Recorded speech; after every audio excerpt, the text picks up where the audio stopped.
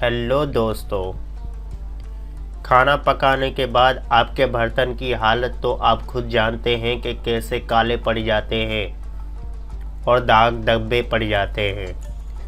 क्या आपको मालूम है कि किचन में मौजूद ये चीज़ें आपके पतीलियों को सेकंड में नए जैसा बना सकती हैं।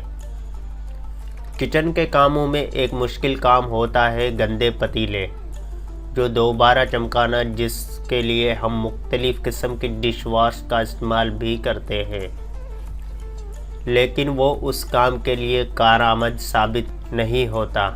लेकिन क्या आप जानते हैं कि थोड़ा सा बेकिंग सोडा आपके इस मुश्किल काम को सेकंडों में ख़त्म कर सकता है।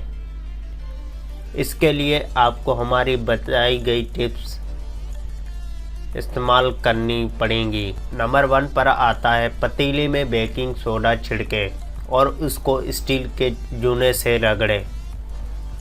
इस तरीके से पतील में जमे गंदगी, कालक, चिकनाई सब सेकंडों में साफ़ हो जाएगी और पतीले नए जैसे हो जाएंगे, चमकदार। मज़ीद ऐसी वीडियोज़ के लिए हमारा चैनल सब्सक्राइब करें।